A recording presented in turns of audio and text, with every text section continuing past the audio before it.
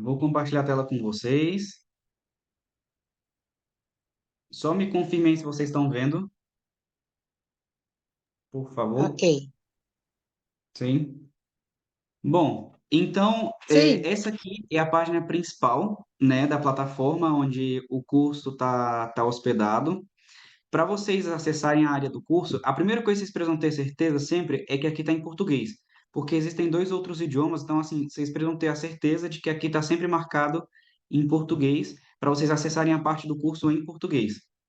E aí vocês vão vir aqui nesse botão que está aqui piscando, ó, que é um botão que está saltando aqui, ele está logo na parte inicial. E aí vocês já abrem a parte onde está o curso. Agora, todo o curso ele está em uma única página, né? Antes ele estava em várias páginas distintas e aí estava complicando muito. E a gente decidiu facilitar esse processo aí, simplificando tudo em uma única página. E aí, mais uma vez, vocês vão precisar conferir que aqui está em português, porque às vezes ele muda para o espanhol. Então, quando vocês abaixarem a tela, salta esse menu aqui em cima e aí vocês vão colocar outra vez em português, para garantir que aqui o curso ele vai estar todo em português, tá? E aí, aqui vocês vão ter um menu, que é um menu do curso e não um menu do site. Tem uma diferença, ó. Esse aqui em cima é o menu do site e esse aqui é o menu do curso especificamente. E aqui vocês vão encontrar um botão para voltar para a página inicial do site, um botão para fazer parte do grupo de WhatsApp, que é o grupo do curso, e vocês vão encontrar um botão para acessar o manual do curso, né, que é aquele onde estão os textos, né, onde está a parte mais densa, que é a parte mais teórica, e aqui o caderno de atividades, então ele vai direcionar vocês direto para o caderno de atividades que está lá online, né, que é o formulário online. E aqui embaixo a gente já tem os módulos, então aqui você tem o módulo um e você vai passando para o lado, você tem acesso a todos os conteúdos. O conteúdo já está em ordem cronológica. Então, o primeiro conteúdo, o segundo, é só vocês seguirem a sequência que está aqui e vocês vão conseguir acessar todos esses conteúdos, tá? E aí, logo abaixo, vai ter o módulo 2, o módulo financeiro, e a mesma coisa. Todos os conteúdos estão em ordem, tá? Em ordem cronológica, então é só ficar atento. Também tá a nomenclatura aqui, ó, módulo 2 unidade um áudio, módulo 2 unidade um vídeo. Porque sempre a gente tem um vídeo, um áudio, né, que é a parte introdutória do conteúdo, e depois um vídeo, que é a parte em sequência dessa introdução. Mais para baixo a gente tem o terceiro módulo, que é o módulo que a gente está tendo nessa semana, né, que é o módulo introdutório, o módulo dessa semana, que começa essa semana. E aqui a gente tem todos os conteúdos também desse módulo já em áudio e vídeo, tá? E a última parte dessa plataforma é basicamente as aulas online que a gente está tendo, esses momentos online que a gente está tendo. Então, aqui já está a do módulo um, a aula que a gente teve do módulo um, já está a do módulo 2 e essa semana a gente vai concluir colocando a do módulo 3, né, que é a que a gente está tendo agora. Então, só para vocês saberem. Então, basicamente, está tudo em uma única página, é só ir rolando aqui que vocês vão ver os conteúdos e tá tudo agora com a descrição, né, do que é o conteúdo, qual que é o módulo. Então fica muito mais fácil de conseguir identificar, tá bom? Alguém tem alguma dúvida sobre essa parte aqui do site, aqui onde está o curso, como é que usa aqui os botões e tudo mais?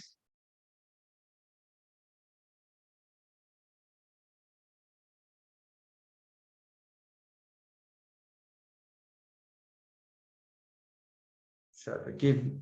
Então, tá. Já que ninguém tem nenhuma dúvida, vamos para o nosso conteúdo, então, do módulo, tá bom? Vou compartilhar a tela com vocês novamente.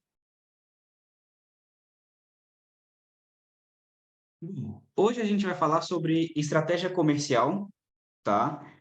A ideia é vocês entenderem um pouco sobre alguns conceitos aí que são fundamentais para a gente conseguir chegar ao consumidor, né, e conseguir ali ter sustentabilidade ali no comércio, né? E aí, basicamente, quando a gente pensa em estratégia comercial, né, que a estratégia é justamente isso, o que você faz para poder conseguir chegar ao comércio e conseguir permanecer no comércio. E para a gente poder fazer isso, a gente pode fazer três perguntas que ajudam a gente a se direcionar. Geralmente, essa estratégia, ela se divide em três pilares principais, né? O primeiro pilar é a quem está direcionada essa estratégia, ou seja, o nosso público consumidor, o nosso público objetivo. Como a gente pode fortalecer o nosso empreendimento para atingir esse objetivo, né, que é a estratégia comercial? E aí, nesse caso aqui, a gente pode falar sobre associativismo, cooperativismo, a gente pode pensar em diversas formas de nos fortalecer para atingir essa estratégia comercial. E depois a gente tem que pensar em que valor que a gente entrega. Então, pensar em valor agregado, né? Então, como que a gente faz para entregar esse valor, né, para o nosso consumidor, para que a gente tenha ali uma estratégia comercial bem pensada. Então, é sempre pensar para quem, né? Como que eu me fortaleço e que valor eu estou entregando para esse consumidor para me diferenciar no mercado ou que pelo menos eu possa conseguir ter uma diferenciação. Deixa eu só ver o chat aqui. Ah, tá. Era só boa tarde. Tá bom. Bom, então basicamente a gente faz essas três perguntas, e essas três perguntas a gente vai respondendo aqui, né, ao longo dessa apresentação aqui do nosso intercâmbio aqui, tá bom? Então a gente vai começar com a parte do quem, né? Para quem que a gente está direcionando essa estratégia. E para isso a gente fala sobre um termo que é um termo usado na parte de marketing, né? Na parte de comercialização, que é segmentação.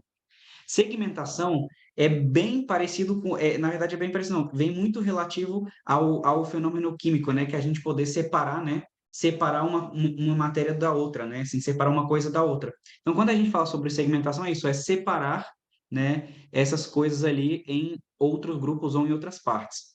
E aí, quando a gente fala sobre essa segmentação, a gente precisa sempre começar com a segmentação do mercado. A segmentação do mercado é a segmentação macro, é aquela parte onde a gente está pegando toda a sociedade e identificando os grupos nessa sociedade que podem consumir ou que têm a possibilidade de consumir os nossos produtos. Então, é sempre a parte maior desse processo, tá? A gente Uhum. separar exatamente ali quem é essa parte maior que a gente depois vai trabalhar. E aí, para a gente fazer essa segmentação de mercado, geralmente a gente divide em quatro pilares, que são os pilares que vocês estão vendo aqui, né, na tela. A primeira é uma análise psicográfica. É um nome um pouco complicado, mas é bem simples. É basicamente a gente entender o estilo de vida das pessoas, entender os interesses que essas pessoas têm, as opiniões dela, a parte da ética dessas pessoas. Então, é basicamente entender um pouco ali, né, aonde que eu posso, que esse tipo de gente, o que que eles fazem ali, né, para a gente conseguir, né, identificar eles. Então, por exemplo, vamos pensar aqui, por exemplo, se a gente vende algum produto que ele é pensado para que ele não tem nem glúten nem lactose. Então, quem é esse público? É um público que provavelmente é intolerante a esses materiais, né? E também pode ser um público que decidiu não consumir esses produtos, né, com essas matérias, porque não tem interesse ou porque não quer. Então, a gente começa a entender o estilo de vida das pessoas. Ou, por exemplo, se a gente quer direcionar uma alimentação mais saudável, então a gente consegue identificar quem são essas pessoas que têm esse estilo de vida de alimentação saudável. Tudo depende do produto que vocês tenham ou da matéria-prima que vocês tenham para desenvolver os produtos. Então, muitas vezes, existem duas formas de se pensar nessa segmentação do mercado.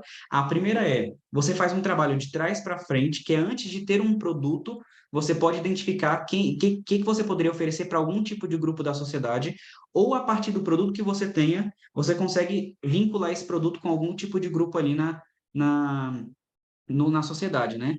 Também a parte demográfica, que está vinculada com a idade, com a renda familiar, né, ou com a renda pessoal, com a escolaridade, com as profissões. Então, é uma parte mais ali, né, de identificação dessa pessoa ali, mas com características um pouco mais econômicas, um pouco mais escolaridade, né, um pouco mais de idade também. E depois a parte geográfica, que é a gente entender onde essas pessoas estão. E por que que é importante a gente entender onde essas pessoas estão? Porque quando a gente faz geralmente investimento, né, para comercialização, seja distribuição dos alimentos, seja a gente fazer o nosso marketing, né, a nossa comunicação, tudo isso exige a gente direcionar algum tipo de recurso financeiro. E esse direcionamento do recurso financeiro, ele vai variar de acordo com a região onde você vende. Se você, por exemplo, tem um empreendimento, vamos dizer assim, sei lá, em São Paulo, e você quer vender para o Acre, você tem uma distância maior para percorrer para poder entregar esse produto, ou inclusive para poder ter uma nova loja nesse lugar, ou seja como você for comercializar. Então, todos os lugares onde está o seu público, ele vai fazer com que varie muito o nível de investimento que você precisa fazer. Por isso é importante a gente fazer essa delimitação geográfica também, porque nem sempre aquilo que a gente quer atender, né, a nível geográfico, é aquilo que a gente consegue ou pode atender. Às vezes por falta de recurso financeiro, às vezes por falta de conhecimento, né, de como que você faz para acessar esses mercados desses outros lugares. Então, por isso que a gente geralmente pensa, né, e aí falando de redes sociais, geralmente quando a gente fala das redes sociais, né, de publicitar, né, de fazer, de promocionar alguma comunicação nas redes sociais, geralmente é necessário a gente escolher qual a região que você quer que tenha mais impacto essa promoção comercial. Então, para a gente ter isso, é importante a gente saber aonde está o nosso público, né? Identificar onde ele está, onde está o nosso público potencial para a gente conseguir ser mais eficiente nesse processo aí de investimento, né, na parte de marketing. E por último, a gente tem a parte comportamental, que é entender, por exemplo, que tipo de benefícios esses consumidores querem. Eu consigo entregar esses benefícios que essa parcela da sociedade quer, então a gente vai fazendo como se fosse um filtro, né? Então, psicográfico, demográfico, geográfico, comportamental, até a gente conseguir entender de toda a sociedade aonde está e quem são essas pessoas que eu vou atender, para a gente, inclusive, depois conseguir ajustar os nossos produtos. Tá bom? Alguém tem alguma dúvida sobre essa parte de segmentação do mercado? Alguém quer fazer alguma pergunta, algum comentário, quer compartilhar alguma experiência sobre segmentação de mercado?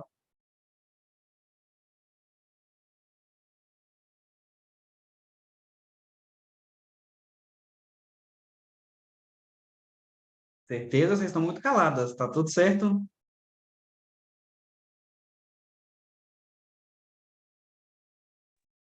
Então, tá bom. Vou seguir Oi, oi, adiante. oi, Oi, Edinalva, tudo bem? tudo. Eu cheguei super atrasada, estava com um problema de internet.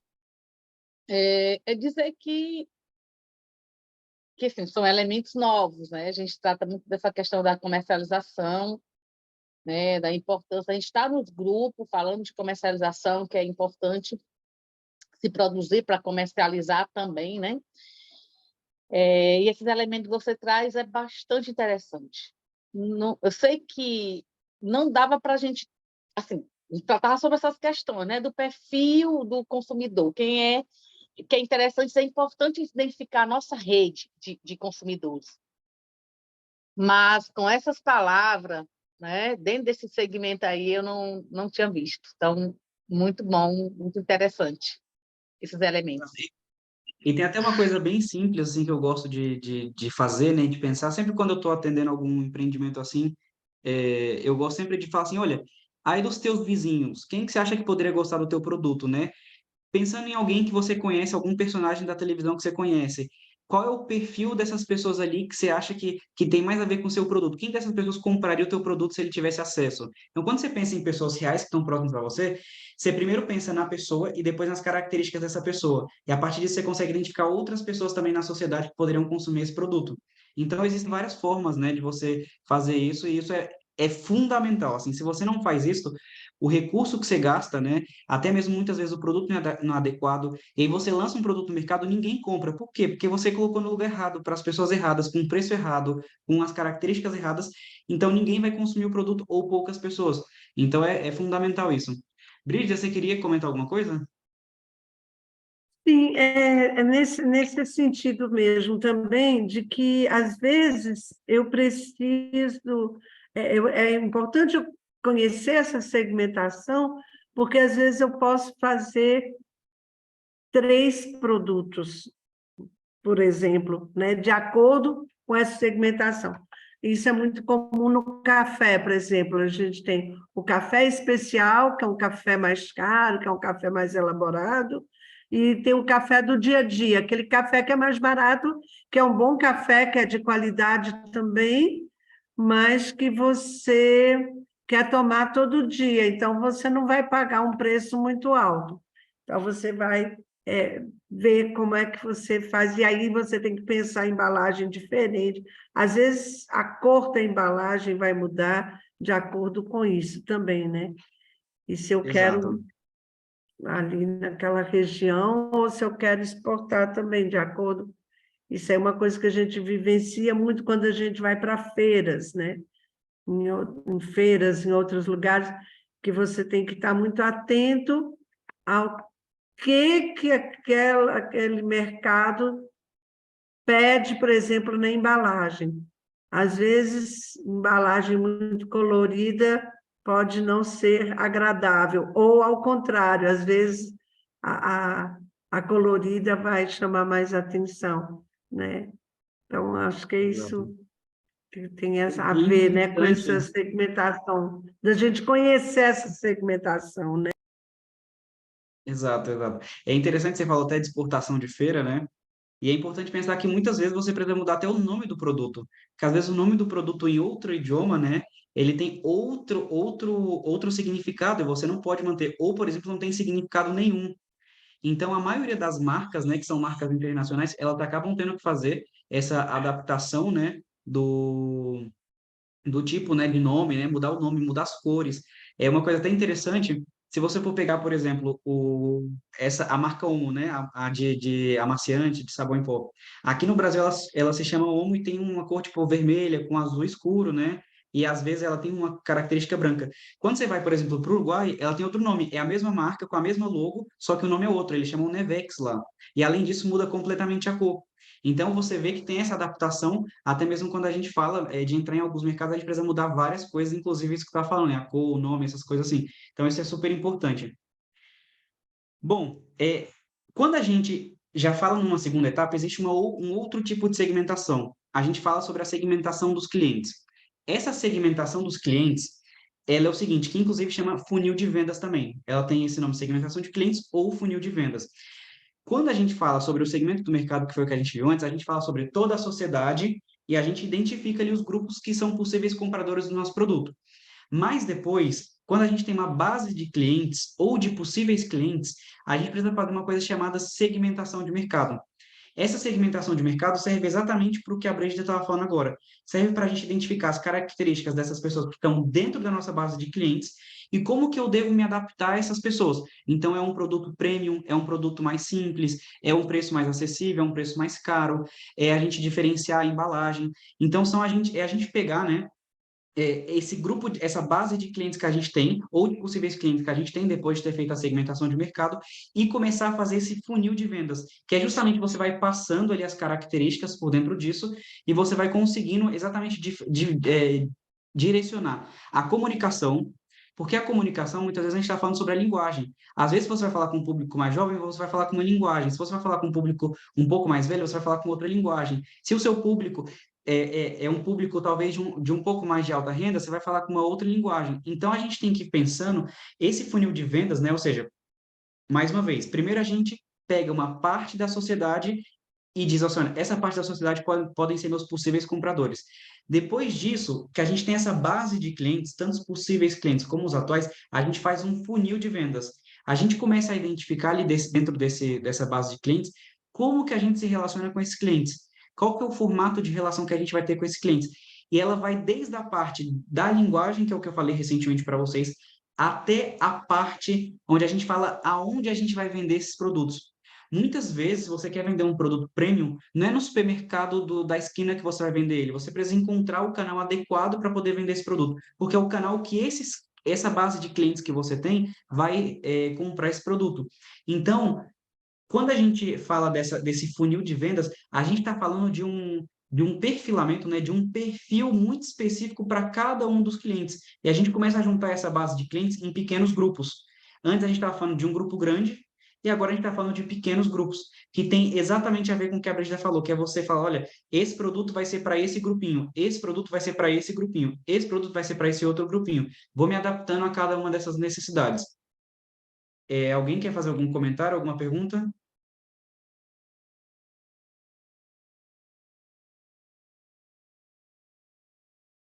Brigida? Não, não, não. Ah, é que a mão estava levantada, perdão. Achei que você tinha levantado de Desculpe, novo a mão. desculpe. Não, que isso, não tem problema. Então, é exatamente isso. A gente, dentro, quando a gente tem essa base de clientes, a gente faz essa. É como se fosse uma peneira, né? Você pega uma peneira ali e você começa a dizer: olha, isso aqui serve, isso aqui não serve. Isso aqui é para esse tipo de gente, isso aqui não é para esse tipo de gente, para esse grupo, para esse outro grupo. Então, a gente começa a saber como que a gente vai refinando o nosso processo da relação com os clientes, né? Que a gente vai falar um pouco mais adiante sobre essa relação com os clientes. E aí, dentro disso que a gente estava falando, eu quis trazer um esqueminha aqui para vocês, que é inclusive um esqueminha que ele está no vídeo, tá? No vídeo que está lá na plataforma. Esse esqueminha aqui é justamente falando sobre isso. Depois que a gente tem esse segmento de mercado, que a gente vai trabalhando com segmento de clientes, especificamente, né, com esse funil, a gente identifica, por exemplo, um distribuidor. aí aqui, num caso, é uma empresa de apicultura, né? Uma produtora apícola, né? E aí ela começa a pensar, beleza, eu vou vender mel e vou vender cera de abelha, né? Esses são os produtos que ela vai vender. Mas para eu vender a mel para uma distribuidora, será que eles vão querer em potes pequenos? Se geralmente esses intermediários, essas distribuidoras exportam esse produto, eu não posso vender para eles num potinho de mel de 200 mililitros. Não, eu tenho que vender em tambores. Então, eu coloco meu produto em tambores porque ele está adequado para esse perfil do público que são distribuidores intermediários. Ah, não, eu vou vender ali na minha região, né, na minha localidade ali, no meu bairro, e eu sei que as pessoas ali gostam de comprar em potes de 1 litro. Então, você vai adaptar esse mesmo produto num pote de 1 litro. Depois, a gente fala sobre supermercado, vender um produto um pouco mais premium ali, né? Então, a gente fala de colocar eles, por exemplo, em potes de 200 ml, com uma embalagem diferenciada, para poder entrar nesse supermercado que a gente quer vender. Ah, mas agora eu vou vender para o PA e para o PENAI. E aí, no PA e para o PENAI, a gente tem que pensar que são crianças que vão consumir esses produtos. Então, a gente pode vender esses produtos naqueles saquinhos de mel, né? No sachêzinho de mel, né? Que são os de 40 gramas, de 4 gramas que a gente vende. E ele está muito mais adequado e facilitado para o consumo dessas crianças ali nas escolas. E depois a gente pode pensar, por exemplo, na cooperativa, que a gente faz parte dessa cooperativa, e a gente precisa entregar o produto ali de uma forma que a cooperativa consiga trabalhar esse produto coletivamente. Então, depois fazer o processamento coletivamente para poder vender. Então, quando a gente fala desse funil de vendas, é justamente isso. A gente identificar as necessidades específicas de cada um dos nossos clientes.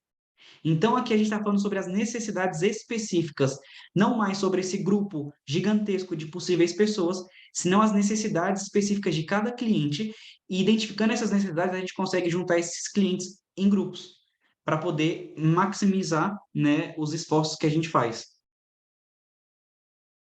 Alguém tem alguma dúvida? Alguém quer fazer algum comentário antes da gente seguir para o próximo tema? Alguém quer compartilhar alguma experiência que teve, que se adaptar no mercado, né? Talvez teve que mudar o tipo de embalagem ou o tipo de produto, ou talvez nunca fez essa identificação, né, dos perfis de cliente, e tem justamente uma dificuldade em conseguir comercializar por isso.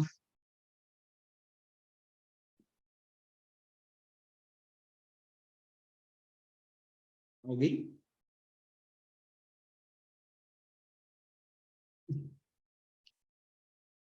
Então, tá bom. A hora que vocês quiserem, vocês podem me parar, tá? Não tem problema algum. Vocês podem ir me perguntando a hora que vocês precisarem.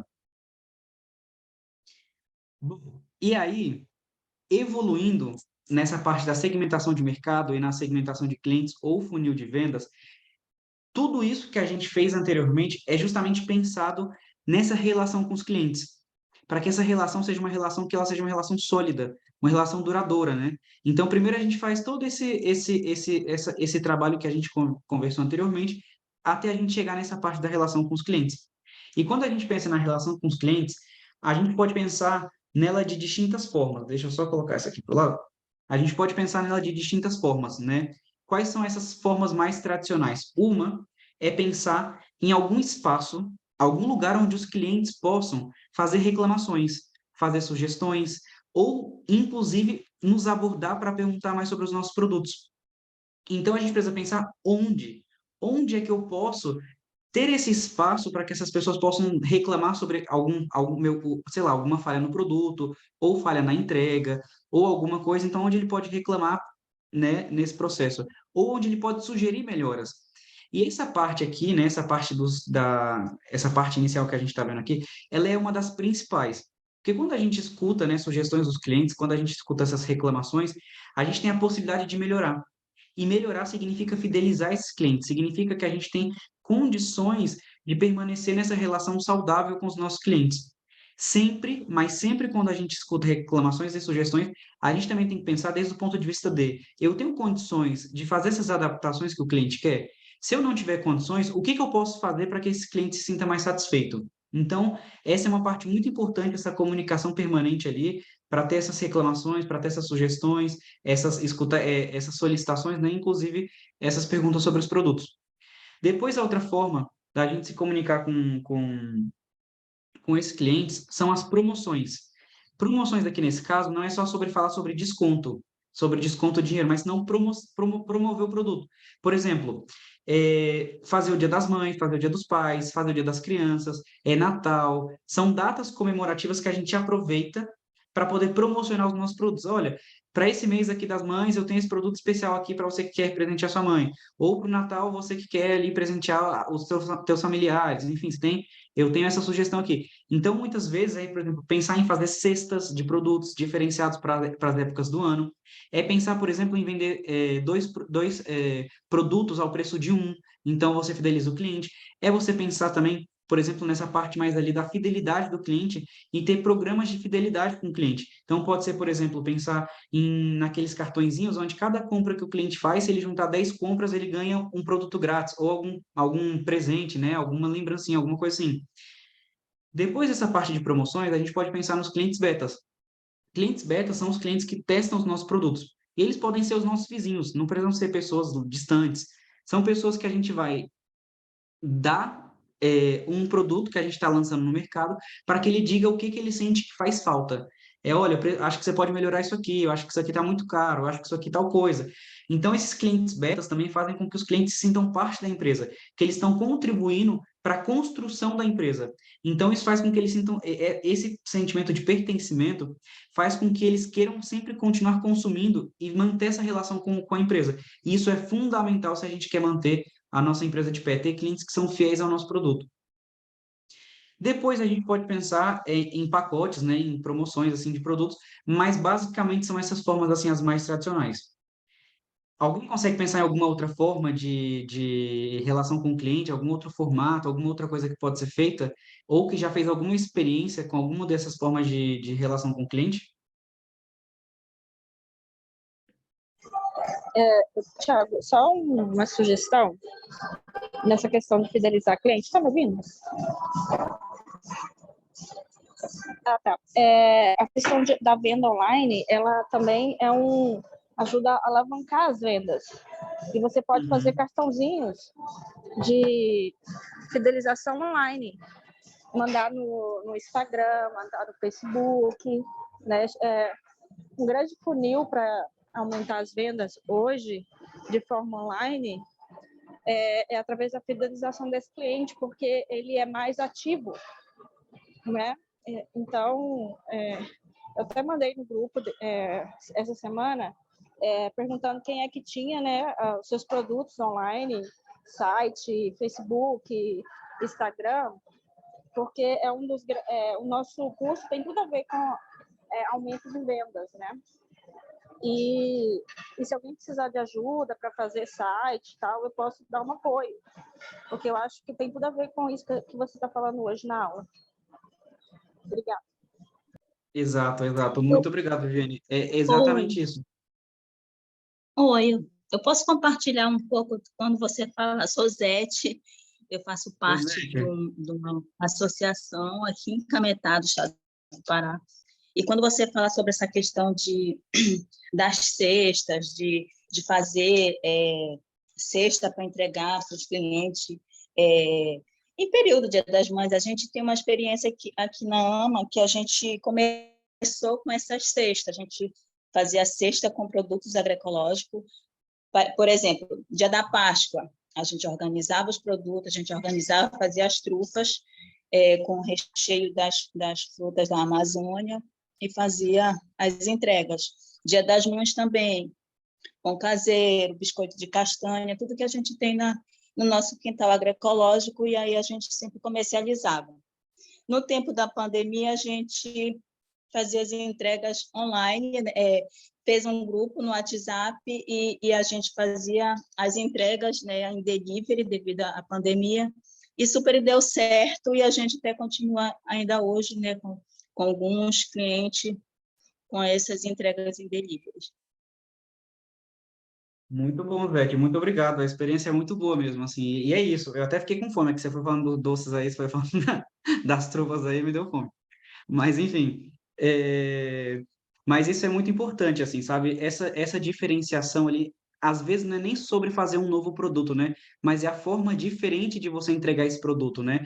E isso faz total diferença porque isso, o cliente sente que você está em constante adaptação, né? Em constante mudança, né? E essa constante adaptação à necessidade do mercado, né? Dos clientes, faz com que o cliente sinta que realmente você está ali porque você quer fazer aquilo ali e que ele sente que é importante aquilo que você faz, né? E que ele, como cliente, é importante para sua empresa.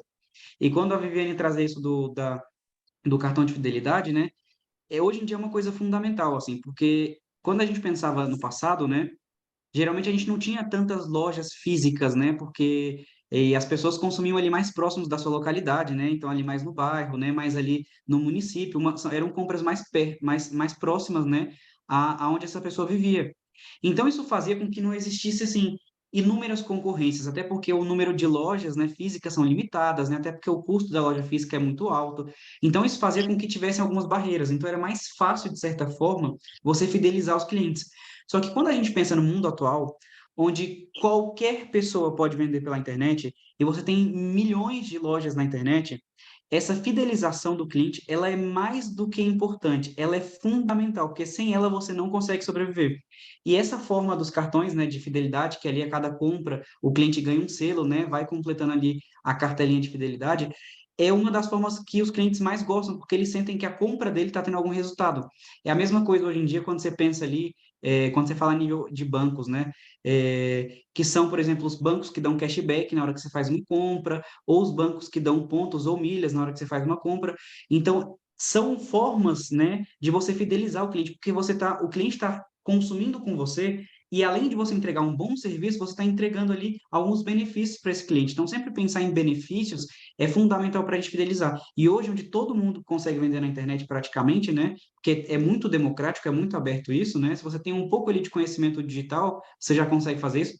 Então, assim, é muito importante essa parte ali que a Viviane comentou. Alguém quer fazer mais algum comentário? Ô, Compartilhar alguma Tiago, experiência? eu gostaria de fazer um comentário. Pode fazer. Teve um período que eu trabalhei, né, na feira de produtor rural de orgânico. E aí, a embalagem dos meus produtos, eu não usava plástico, né? Na questão mesmo da sustentabilidade, né, do meio ambiente, de melhorar as condições, né, do mundo que a gente vive.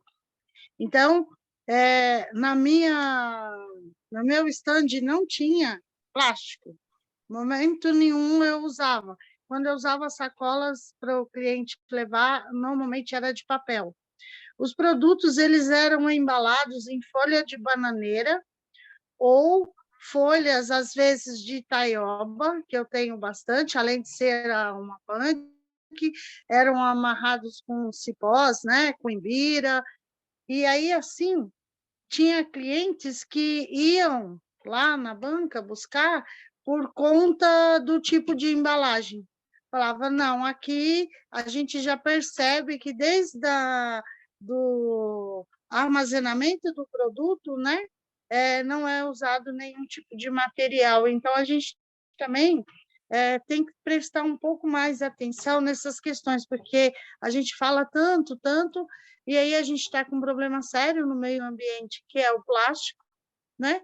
E muitas vezes a gente, hoje mesmo eu vou no mercado, eu não trago mais sacolinha para casa, eu coloco na caixa ou eu levo a minha sacola, né? Uhum. Você vai se habituando e vai fazendo essas diferenças, e parece que não, mas isso dá um grande resultado, né? As pessoas notam a diferença e começam entre outras coisas aí que você colocou, a gente fazia esses sorteios de cestas, promoções de dias de paz e tudo mais.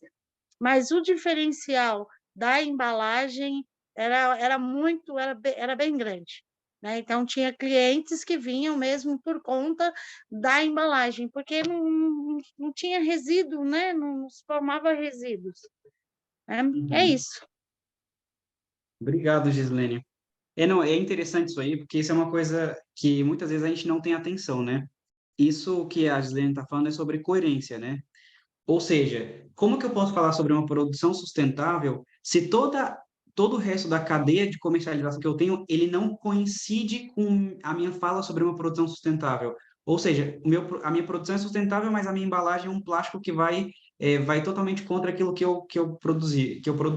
Ou, por exemplo, o stand na feira que eu tenho também vai totalmente em contra aquilo que eu produzi. Então, e essa consciência do consumidor pela coerência das empresas, ela é cada vez mais forte. As pessoas estão cansadas de serem enganadas por empresas que falam uma coisa, mas fazem outra completamente diferente. Ou que em 10% da empresa eles fazem aquilo que eles estão falando, mas os outros 90% eles não fazem.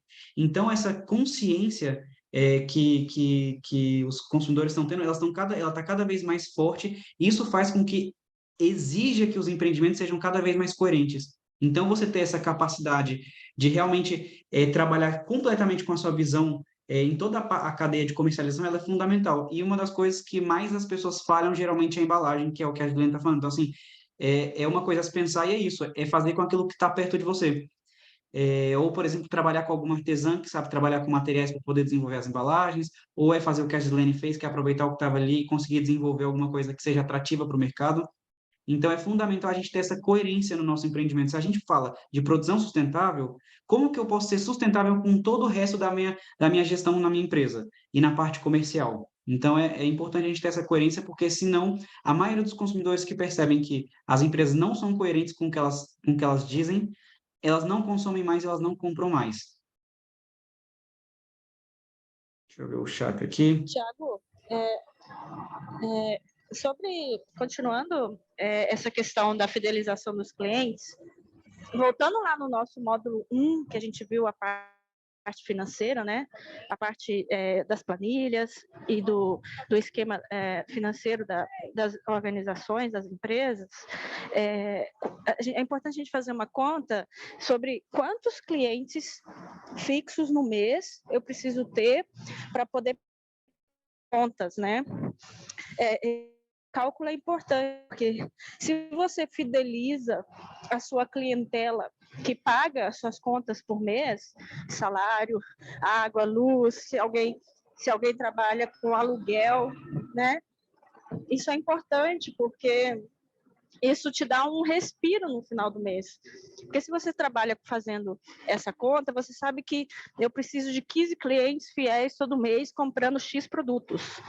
E no final do mês, passou disso, é o meu lucro livre, né? Porque eu tenho o meu valor ali fixo, de custo fixo, né? Então, o seu valor variável da sua venda é o seu lucro.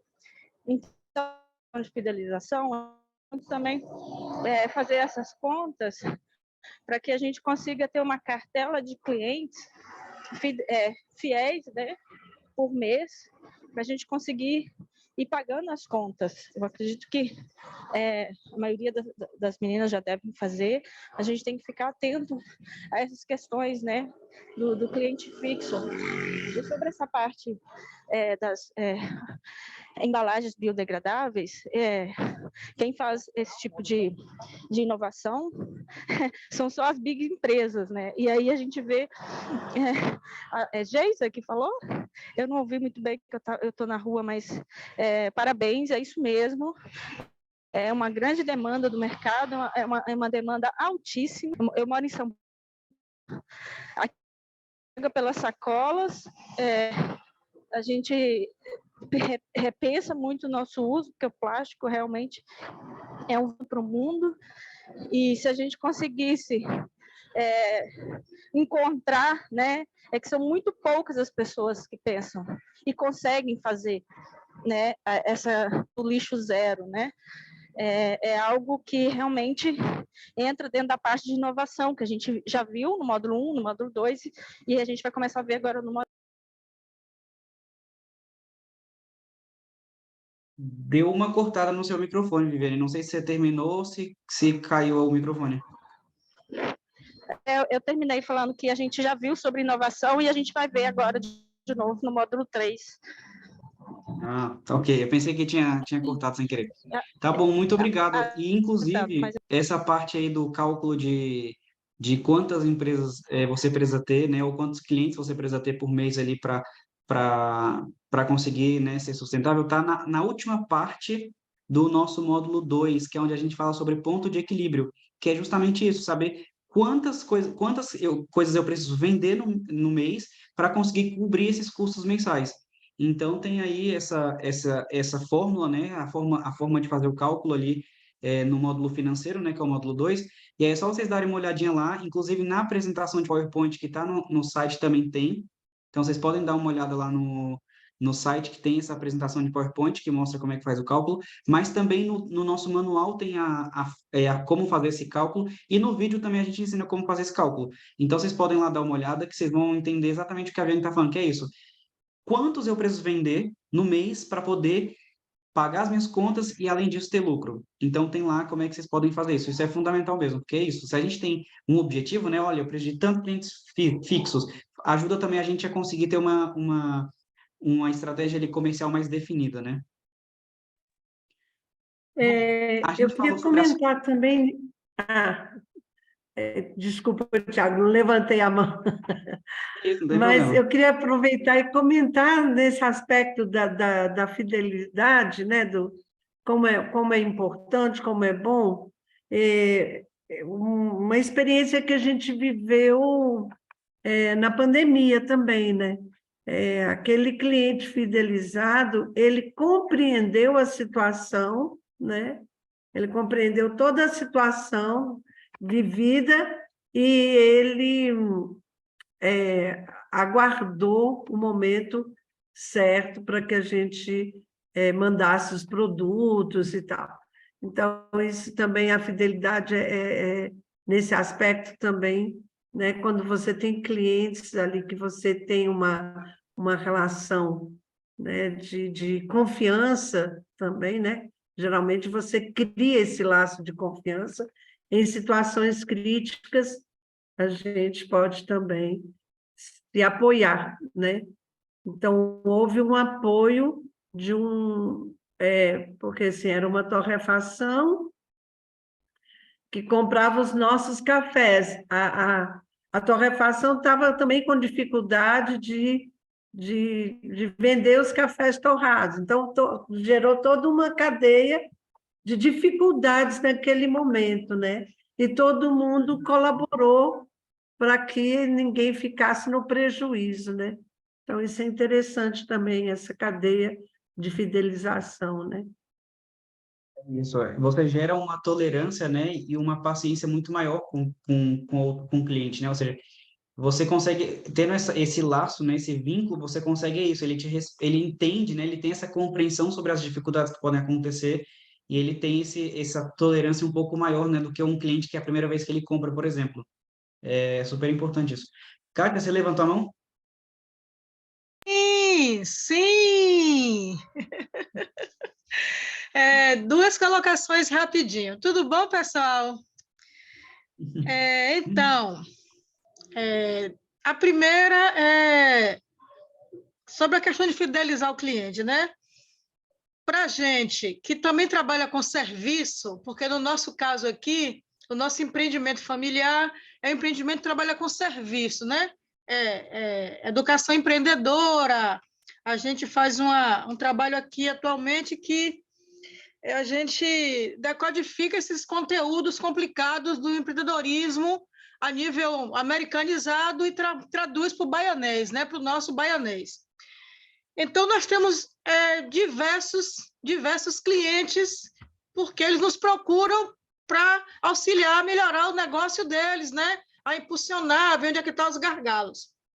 Então, no ano em que Karine, minha filha, foi assim, descoberta, vamos dizer assim, a gente não tinha dinheiro. Nós não tínhamos dinheiro.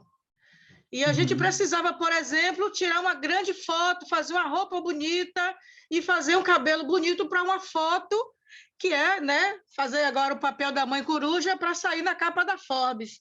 E a gente não tinha dinheiro para um fotógrafo bom, para fazer uma roupa bacana, nem para se preparar. Como é que nós conseguimos isso sem dinheiro? Com os clientes que são os nossos alunos, Então, esses clientes já fidelizados com a gente, que já nos acompanhava, que já estavam com a gente nas nossas mentorias e acompanhamento, quando soube que a gente precisava de tudo isso, mesmo sabendo que a gente não tinha o dinheiro para pagar o valor justo pelo serviço de profissional deles, oferecer o serviço, porque sabia que eles teriam uma contrapartida. Essa foto, essa roupa, esse cabelo estaria estampado numa revista de conotação internacional. Então, houve um ganho que não foi monetário, porque tinha fidelizado esses clientes antes, bem antes, e continua. E esses clientes fidelizados hoje estão com a gente da mesma forma, porque se tiver que contratar alguém, hoje a empresa pode contratar. Então, contrata essas pessoas que são nossos clientes, que antes foram nossos alunos, por exemplo, né? Então, isso eu acho bacana. E o outro exemplo é... Oi? Não, pode falar. Pelo menos, eu não falei nada. E o outro foi as frutas, né? A gente, durante a pandemia, acompanhou o empreendimento daqui de Salvador, lá no Recôncavo. E eles que não estavam conseguindo vender, todo mundo em casa, orientamos eles e elas a fazer uma feira virtual. Cada vizinho dizia o que tinha no seu quintal, e uma pessoa da comunidade que tinha moto recebia R$ 5 por entrega e ia entregar tudo, né? Ia entregar tudo. Como é que conseguiu fidelizar também esses clientes? Aquele vizinho que tinha mais limão, ou mais manga, ou mais coentro, naquele dia o brinde era aquela fruta, ou aquela verdura, aquele legume que tinha maior quantidade. Ia como brinde, a pessoa não precisava pagar por aquele brinde. E isso virou um burburinho na cidade, que durante a pandemia eles venderam bastante. E não perdeu a produção rural no fundo do quintal, né? Então, eu acho que esse negócio de fidelizar e criar estratégia é muito mais. As redes sociais, o WhatsApp, enfim, né? Tudo isso junto dá o resultado que a gente precisa para vencer esse capitalismo selvagem. É isso. Deixa eu... Não, Kátia, posso falar? Rapidinho, que eu vou ter que sair já. Kátia, parabéns. Isso aí que você fez, bom, no marketing, alavancar a marca, né? Você deu um upgrade na sua marca. Você colocou a sua marca tipo assim, num grande vitrine, né? Levou sua marca para uma grande vitrine. E você levou seus clientes junto. Isso as empresas fazem muito, você já está fazendo. E essa questão de aproveitar os produtos, né, que estão em desperdício e tudo mais, isso tem tudo a ver com a sustentabilidade que o mundo está tentando fazer, né? O pessoal da ESG aí tá louco querendo fazer isso e é muito difícil, ou seja, você esteve uma rede totalmente conectada, colocou funcionalidade, fez a logística, entregou tudo entre vocês. Então, vocês têm uma rede social impactante que funcionou, que dentro, enfim, do marketing, da logística reversa, né, que chama, é uma logística reversa que vocês fizeram. É isso aí, vocês botaram em prática o que os estudiosos estão aí há 20 anos tentando fazer. Parabéns. muito bem, muito bem. Realmente, assim, é algo impressionante, assim, porque é isso, né? Diante da necessidade, você vai se adaptando e quando você vê, você cria coisas, assim, incríveis, né? Que resolvem o problema de muita gente, né? E eu acho que o ponto principal aqui, né, quando a gente fala sobre isso, é pensar que é justamente isso, a relação do cliente é uma relação, com os clientes é uma relação de ganhar-ganhar, né? Ou seja, tem que ganhar tanto o empreendedor como o cliente. Então, assim, quando você fideliza, né, quando você constrói essa relação de uma forma positiva, você gera também essa relação do ganhar-ganhar, né? Onde todo mundo ganha. E é justamente isso, estão ali para se apoiar, não é só uma troca comercial, né? É uma troca de experiência, uma troca de apoio, uma troca de necessidades, né? Então, isso é importante. Bom, e quando a gente fala sobre os canais de comunicação, porque a gente até agora a gente falou as formas de comunicação, né? Quando a gente fala sobre os canais de comunicação, a gente pode pensar nos principais, que é o mailing marketing, né? O mailing marketing nada mais é do que quando chega no teu e-mail aquela comunicação, né? Aquela foto lá, aquela mensagem naquele e-mail, dizendo assim, olha, eu estou com uma promoção aqui hoje, quer comprar alguma coisa? olha, estão com desconto aí esse mês. E aí começa a chegar, você entra numa base de dados ali da empresa, né? E ela começa a te mandar e-mails, né, com promoções, com algum produto novo, com alguma coisa. Então, isso chama mailing marketing, né?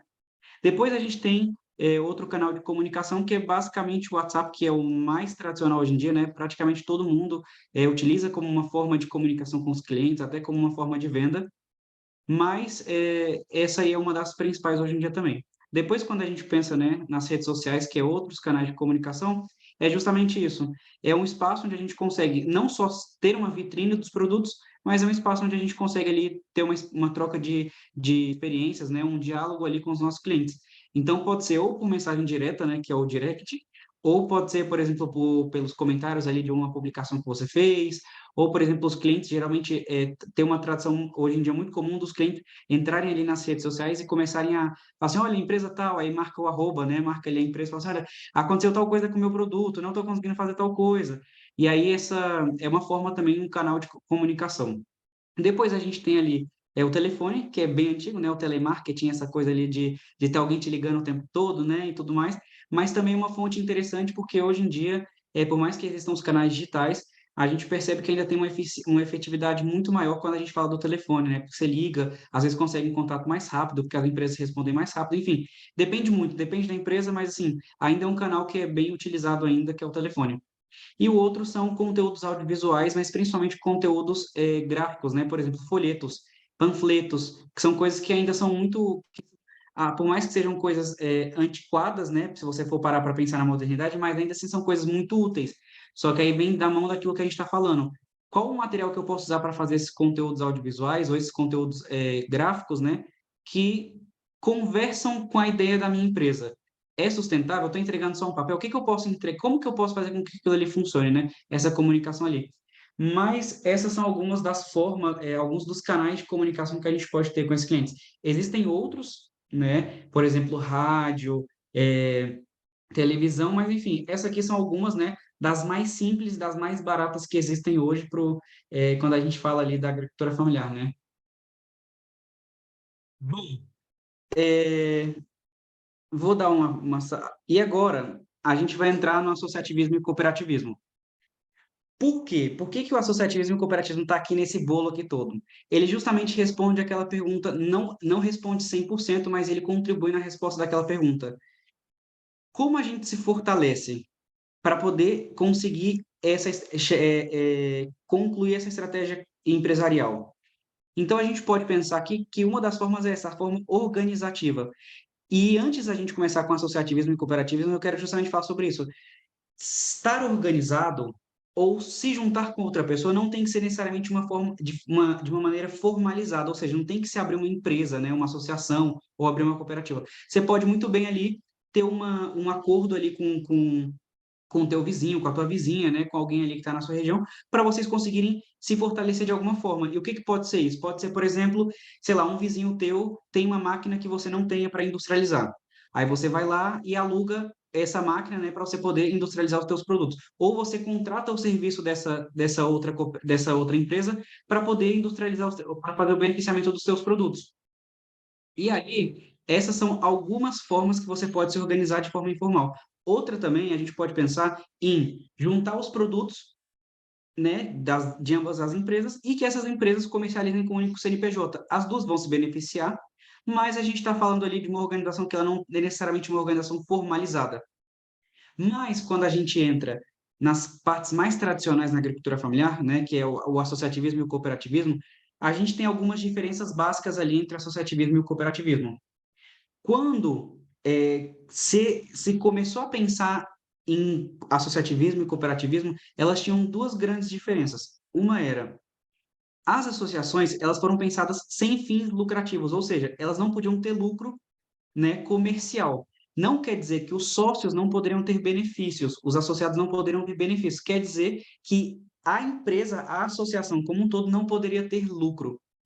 E, ainda assim, na legislação atual do Brasil, por exemplo, ainda diz que associações não têm fins lucrativos, mas existem as formas aí legais de você fazer com que tenha essa geração de renda, né? Por quê? Porque a associação é uma forma mais barata de existir como grupo. Então, é uma forma mais facilitada, por isso que muitas vezes se recorrem. Já o cooperativismo é uma forma de organização muito mais formalizada, que ela é muito mais direcionada para essa parte pesada da comercialização, do lucro, do crescimento, inclusive pensar em exportação, pensar em outras coisas. Então, é uma forma de organização que ela prevê, ela está prevista na lei que você pode ter esse lucro, né? E ela é muito mais pensada com fins comerciais. Já a associação, quando elas existiram, elas foram pensadas muito mais para fins sociais, né? Então, para você fazer algum projeto social, alguma coisa assim. Foram pensadas para geração de renda, mas para pessoas, não para a empresa em si. Então, geração de renda de comunidades.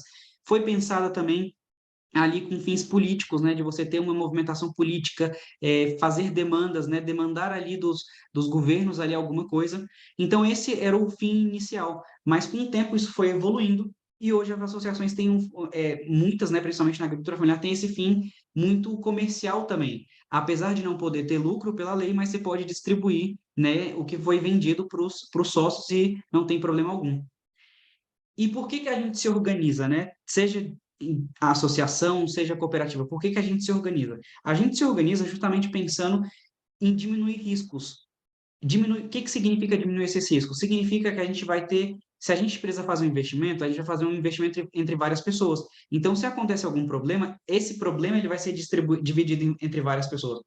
E também a gente pode pensar no fortalecimento, seja para conseguir volume produtivo, seja para a gente conseguir melhorar os produtos, né, a qualidade dos produtos, seja para a gente conseguir ter uma embalagem melhor. Então, a gente pensa nessa organização coletiva, né, nesses grupos coletivos, justamente pensando nisso, pensando em que esses grupos é uma pessoa apoiando a outra, é uma rede de apoio e que te facilita essa sustentabilidade no mercado, né? Você estar durante mais tempo no mercado. E aí, uma coisa interessante de pensar que, assim, não é um pensamento 100% correto, mas ele funciona muito bem para vários casos. A diferença, assim, entre associação e cooperativa, quando a gente fala de associação, a gente está falando de algo menor, que ainda necessita ganhar uma maturidade comercial, uma maturidade empresarial. Quando a gente fala de uma cooperativa, é algo mais estruturado, que tem essa maturidade comercial e essa maturidade empresarial. Quer dizer que uma elimina a outra? Não. Quer dizer que pode ser que, dependendo das suas necessidades empresariais e comerciais, pode ser que você precise se transformar em uma cooperativa. Então, a cooperativa é como se ela fosse um passo seguinte nesse processo organizativo, nesse processo de estar organizados em grupos, tá? E aí, quando a gente pensa nesses grupos, nesses coletivos, nessas organizações, como a gente está falando de pessoas, né, de muitas pessoas geralmente, de pessoas diferentes, com diferentes pensamentos, com diferentes necessidades, com diferentes formas de pensar, a gente precisa que esses grupos estejam bem organizados. E o que isso significa? Significa que a gente precisa pensar sempre em 4 pilares quando a gente pensa nesses grupos organizados. A gente já precisa pensar que esses grupos precisam de regras. Esses grupos precisam ter responsabilidade individual e coletiva. Por que responsabilidade individual e coletiva? Se eu não faço a minha parte, isso pode prejudicar o outro. Se o outro não faz a parte dele, pode me prejudicar. Então, a gente precisa que todas as pessoas do grupo tenham esse senso comum de responsabilidade. Eu preciso fazer a minha parte, o outro precisa fazer a parte dele, para a gente conseguir fazer com que isso aqui funcione. Depois, a gente precisa dessa parte estrutural. O que significa essa parte estrutural? É entender que estruturas físicas a gente vai precisar para que isso funcione.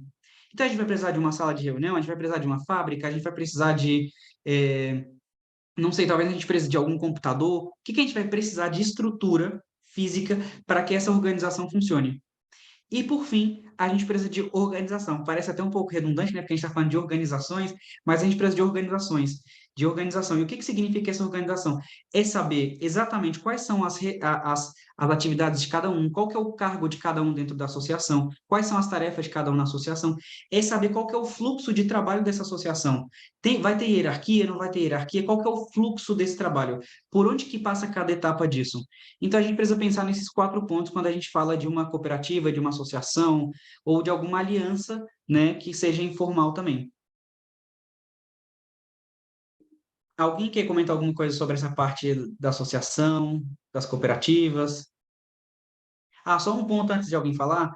Geralmente, quando a gente fala desses grupos, a gente fala que eles têm um objetivo em comum, né? Ou seja, que eles têm objetivos, seja comercializar, seja, por exemplo, não sei, conseguir algum benefício social, Seja o que for, eles têm objetivos em comum. Quer dizer que todos os objetivos estão em comum? Não, quer dizer que existem alguns objetivos em comum que façam com que essas pessoas entendam a necessidade de se organizar. Kátia? Sim, então, a gente faz parte também de uma rede de alimentação, certo? Uma rede de alimentação na Bahia quase toda. Então, nem todos os grupos da rede são legalizados, e não precisa ser, que é o que você acabou de falar, Tiago. Tem produtor da rede que só vai entregar para a gente as hortaliças, a parte dos leites, do azeite, do dendê. Então, ele sabe quanto entregou, quando a gente acabar de fornecer para o cliente, que for repartir o valor, sabe qual é o valor que tem que ser repassado para ele. Só um dos grupos da rede vai passar a nota fiscal com todo.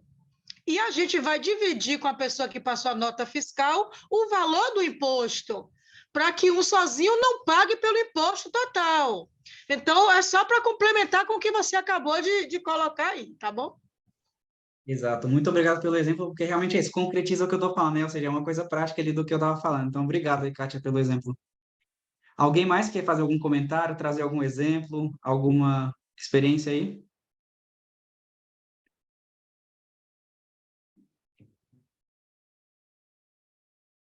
Bom, tá bom. Vamos para a nossa última parte, que, na verdade, essa última parte, ela teve aí, passando aí por todo o nosso dia de hoje, assim, tudo que a gente foi vendo aí no dia de hoje, a gente meio que tem um resumo aqui. Quando a gente pensa na produção da agricultura familiar, né, ela sempre teve um vínculo muito forte com o meio ambiente. Sempre. Independente se foi pelas críticas sociais dizendo que a agricultura ia matar o mundo, né, pela contaminação ou o que for, ou seja, pelo fato da agricultura depender desses recursos, né, sejam recursos naturais, recursos energéticos, enfim. Então, sempre existiu essa vinculação da produção com o meio ambiente.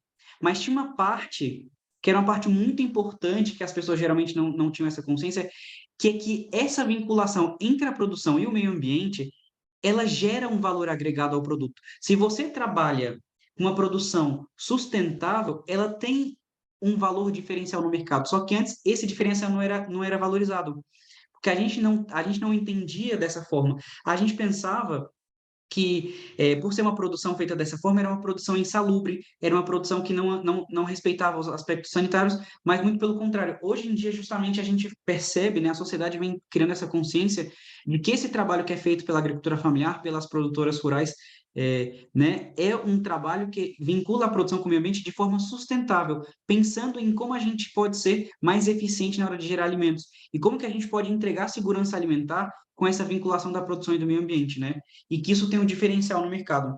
Então, quando a gente pensa nisso, a gente pode pensar que essa produção, né, que a gente está falando, geralmente elas são pensadas desde um ponto de vista que não utiliza químicos, né? Ou, por exemplo, de eficiências hídricas. Então, eu trouxe aqui para vocês, se vocês olharem aqui na tela, é um gifzinho aqui. Ele é bem simplesinho, mas ele simplifica bastante assim o que é essa vinculação, né? O que é esse pensar sustentável ali da agricultura familiar. Aqui na tela a gente está vendo uma produção que ela é uma mistura entre orgânicos e agroecológicos, que são produções que elas não têm a utilização de químicos, né? Ou de pesticidas, pelo menos, na produção. E vinculado a essa produção, que já é um modelo produtivo diferente, né, um modelo produtivo sustentável, a gente ainda tem elementos ao redor dessa produção que fazem com que ela seja ainda mais sustentável, que a gente está falando da eficiência energética e da eficiência hídrica. E como está sendo trazida essa eficiência energética aqui para essa produção? Através da utilização de energia solar. Então, se vocês forem ver aqui em cima na casinha, tem os painéis solares, né? E esses painéis solares fazem com que a energia seja sustentável, né? A gente consiga ser eficiente com essa energia. E depois aqui, a gente está falando da eficiência hídrica. Então, tem um medidor de umidade do solo, ou seja, ele diz exatamente quanto que o nosso solo está úmido, o que a gente precisa fazer, se precisa colocar mais umidade. E é tão legal, porque hoje em dia está muito democrático essas tecnologias. E quando eu falo de tecnologia, não estou falando só de tecnologias digitais.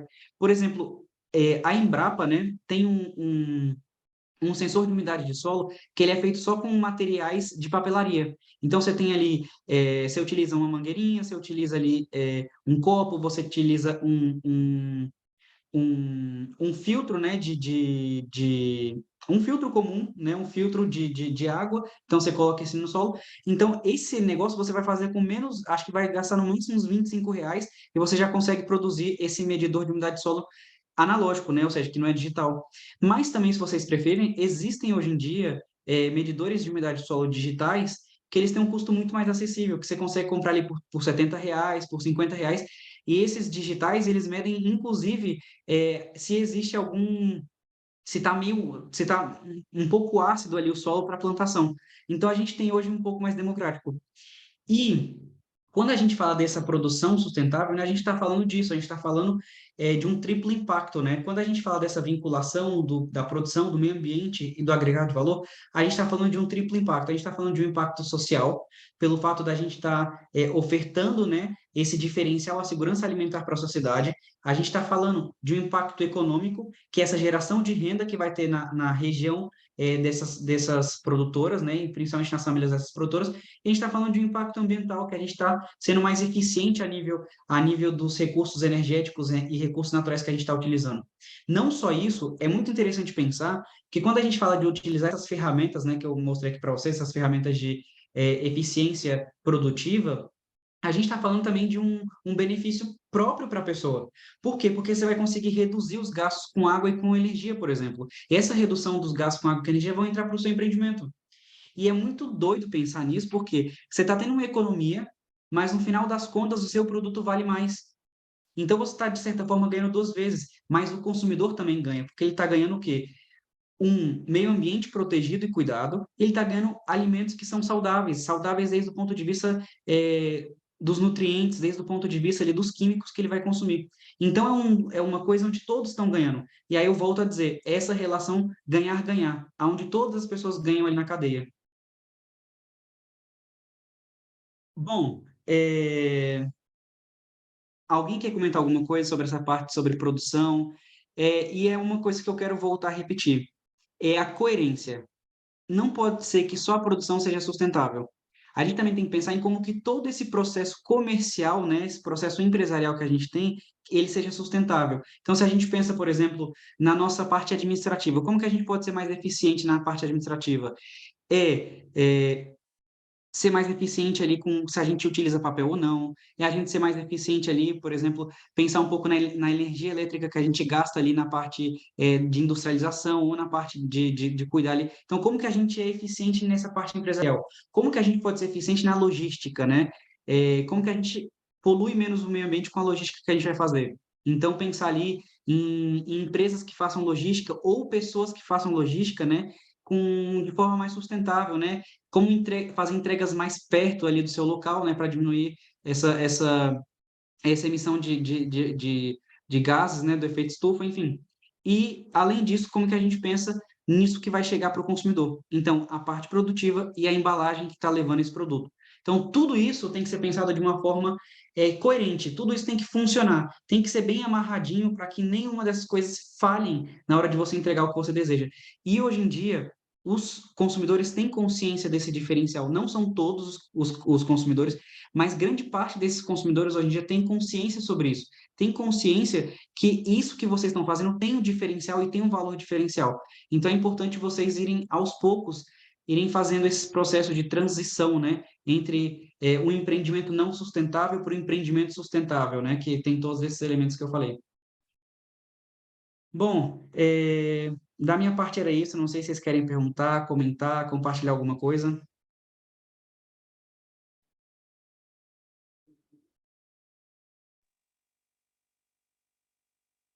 Eu quero perguntar se o material vai ser disponibilizado, porque assim, é muita coisa interessante, né? A gente tem que voltar a ver, né? Ah, espera aí, me liguei aqui.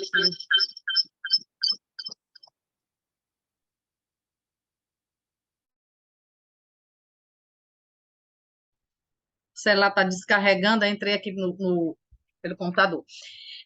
E também isso é interessante, a gente está multiplicando com os nossos grupos, né? A gente voltar, pegar os pontos focais e a gente multiplicar. Então, isso é muita coisa e Eu sempre digo para os grupos que a gente atua que comercialização não é só ter o produto, tem toda uma estratégia, tem toda uma dinâmica, e que a gente tem que se apropriar dessa experiência, né, dessas fontes, dessa de estratégia, e esse curso tem nos possibilitado bastante, viu? Muito bom mesmo, muito rico as informações e necessárias. Obrigada. Sirinalva, todos esses materiais, né? Ou seja, a gente tem vários materiais, assim, é até muito doido que a gente ia fazer uma coisa simples, né, Geis? Depois foi virando um monte de material aí que foi saindo de uma coisa que era para ser simples.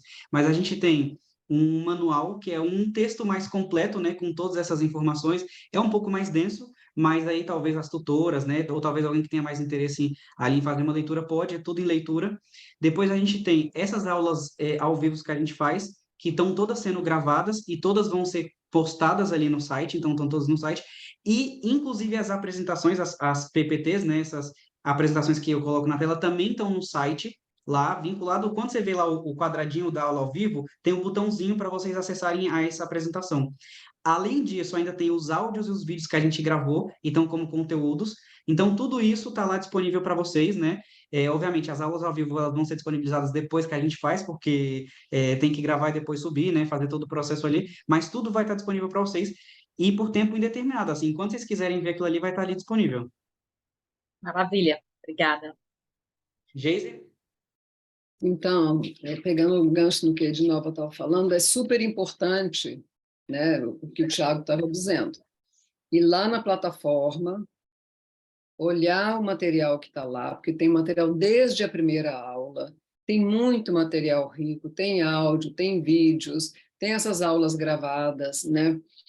E é uma plataforma de mulheres rurais, plataforma de mulheres rurais do Mercosul, né? É um espaço para a gente trocar experiências. Hoje a gente estava conversando com o Tiago, o que a gente vai fazer com todos esses vídeos que as mulheres têm gravado mostrando seus empreendimentos, né? Cada grupo, a gente tem 5 grupos no Brasil, a ideia era que a gente fizesse um grupão para ficar trocando experiências entre a gente, mas o Tiago estava falando uma coisa que eu acho muito melhor, da gente subir esses vídeos lá na plataforma, por isso é importante conhecer a plataforma, porque é também na plataforma que vocês vão preencher, né, o documento final que vocês vão enviar, é lá que ele está, né? Então, é lá que tem um formulário, né, que vocês vão preencher, mas ele também está ali disponível para vocês olharem e terem como referência, né? Então, é muito importante isso. E eu gostei muito dessa ideia hoje do Tiago, de ver se é possível disponibilizar na plataforma um espaço para a gente ir colocando as experiências de todas as mulheres alunas, né, para mostrar os seus empreendimentos, para que a gente possa conhecer, porque a gente tem empreendimentos muito ricos, experiências muito bonitas, né? Então, e com soluções muito inovadoras também. Então, um empreendimento daqui do Brasil pode servir de referência para um empreendimento lá do norte, sei lá, para Colômbia, para o Chile, né? Porque a gente tem esse curso no Chile, na Colômbia, na Argentina, no Paraguai, no Uruguai, né? E nesses lugares tem experiências muito parecidas com as experiências do Brasil também, e outras muito diferentes, né? Então, por isso, eu acho que seria muito legal mesmo se a gente pudesse também ter esse espaço para que os empreendimentos que estão sendo feitos, planos de negócio, possam estar ali sendo conhecidos também por quem entra na plataforma, né? Então, tem que ir lá, o endereço da plataforma é Plamural, Plamural, plamural.iica.int. Entrem que vocês vão verificar que é uma plataforma muito bonitinha. Vocês vão olhar que está em português, vocês podem acessar o material em português e em espanhol, e tem até uma tradução, não do curso, né, mas vocês vão ver que tem uma tradução para o Guarani, porque tem muitas mulheres, né, que falam Guarani, principalmente no Paraguai, né? Então, essas são as 3 línguas do Mercosul, que é onde a gente está trabalhando esse curso, né? Por isso é importante que vocês visitem, não deixem de conhecer a plataforma, de olhar os materiais que estão lá, que tem muita coisa, mesmo nos módulos antigos, que podem servir de referência para o que a gente está estudando agora.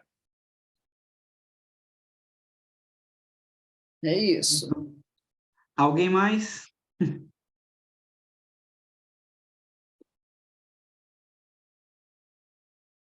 Bom, então só agradecer a vocês pela paciência de vocês. Eu sei que 1h30 é bastante tempo, mas assim, obrigado mesmo aí pela paciência de vocês. Foi ótimo estar com vocês. E bom, agora vocês têm os vídeos e os áudios aí, que vão ter mais ou menos 3 semanas para poder ver esses vídeos aí e fazer as atividades, tá? Então façam as atividades e vejam os vídeos e escutem os áudios, tá bom? Qualquer coisa a gente está à disposição. Tem várias tutoras aqui que também estão à disposição para ajudar. Então a gente vai se falando e a gente se vê na próxima aula ao vivo, tá bom? Foi um prazer estar com vocês. Tchau, Fiquem tchau, bem. gente. Muito Tchau. bom. Tchau, Tiago. Obrigada, Geise. Tchau, Até a obrigado. Sinto próxima. muito pelo link hoje, a confusão do link, gente. Sinto muito mesmo, viu? Não vai acontecer de novo. Tchau, Pode tchau. ver sempre, viu, Vamos tentar Geise? melhorar isso aí, sim. Fiquem bem.